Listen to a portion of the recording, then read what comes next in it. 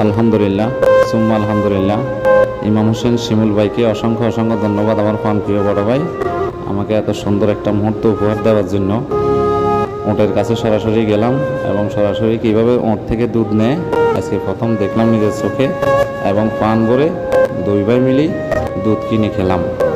এবং আমার বড় ভাই একবারে দুধ নিয়েছেন, আমরা দুই ভাই মিলি পান ভরে খেলাম। এত স্বাদ, এত মজা, ওঁটের দুধ আগে কখনো খাই নাই, এই সর্বপ্রথমে ওঁটের দুধ পান করে খেলাম।